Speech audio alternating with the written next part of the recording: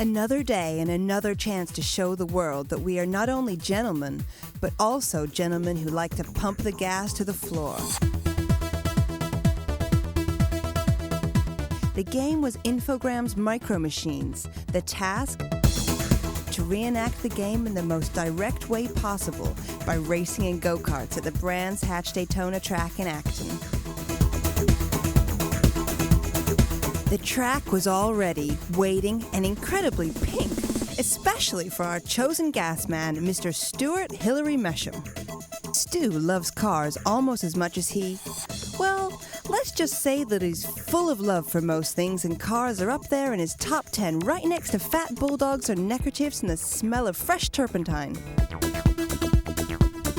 Unfortunately, he doesn't particularly love or even like being on time. The track staff were left waiting for what seemed like an eternity, as were the developers of the game. But as the great man always says, the party doesn't start until he gets there, so what's the rush? His opponents didn't seem to mind anyway, and were quite happy to pass their time by adorning new and colorful outfits, whilst working on some dance routines. But we had sent our own resident colorful character to compete, and hopes were high for another Play Sports success story. We take the idea of a big man in a small car extremely seriously, and so did Stu. The man was all about the race. Or at least he would be once he managed to find the other racers.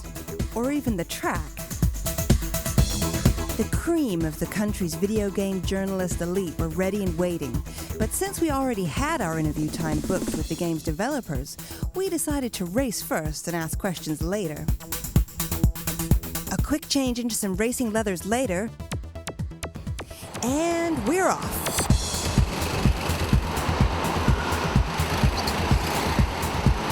There was no honor amongst drivers in this race, but it didn't stop our man from proving that when it comes to speed, the fearless man is king. Way to go, Mr. Mesham. You fearlessly beat off the opposition until they knew they were beaten. Now to get to grips with MicroMachines developers for a good and hard Q&A session.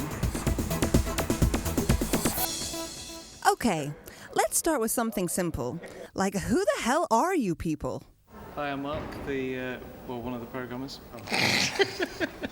I'm Matt, I'm a games designer. And Rick, the lead artist. I'm Glob, I'm the senior designer. I want to be Glob, I don't want to be Sean. Okay, boys, tell us about the game. MicroMachines involves 8 different characters with 5 vehicles each, over 24 levels of multiplayer fun. And what's new in the improved PS2 version of MicroMachines?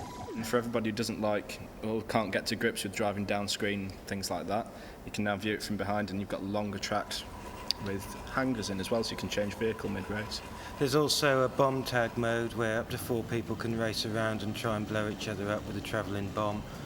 And in the GP modes, there's coins to collect that will open a series of 10 or 11 different bonuses and cheats that we've included in the game. You seem to have put more characters into this version. Is this true, or are we seeing things? Yeah, definitely. I mean, from a concept point of view, I always felt that the MicroMachines franchise, the player didn't have any empathy with the vehicles at all, so we wanted to include some characters to give the player someone to attach to, but also to give the vehicles some theme and some of the environments a theme, just to give it more of a stylistic element. What was wrong with the other games, and how have you taken this into account? I don't think they did anything wrong, because they were all really successful games, but I mean, on a personal level, I found some of the mechanics that the old games used frustrating, and from a design point of view, we wanted to try and distance ourselves from the old franchise anyway. But we want to keep that frantic, fun gameplay, but just simplify it a little bit and make it more straightforward, communicate more with the players, and just offer up more options. Obviously, with the extra power of the PS2 as well, we can make it look a lot better. There's a lot more polish to the game. It's really beautiful looking. Polish? Polish. Are there any elements you're particularly pleased with? There are 2 things that I love about this game. One is Danger Ranger's tit-warming pants. Pick me for truth, for justice, for adventure. And the other is a pair of obscenely hairy legs in the barn level. Absolutely revolting. Alrighty then. You guys look just great. Yes, you do.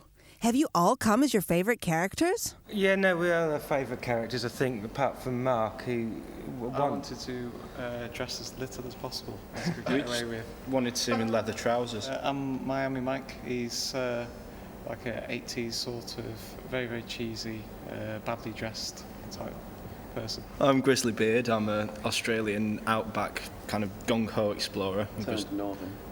Oh yeah, obviously I'm not Australian.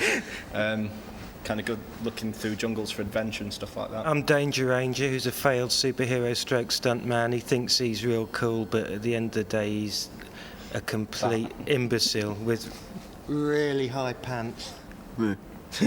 What? Frankenstein basically doesn't say very much. But he is allowed to drive. That's reassuring. Thanks, guys, for allowing us an insight into yourselves and your game. Do you have any final words for all the Play TV viewers out there? He's got a very saggy scrotum.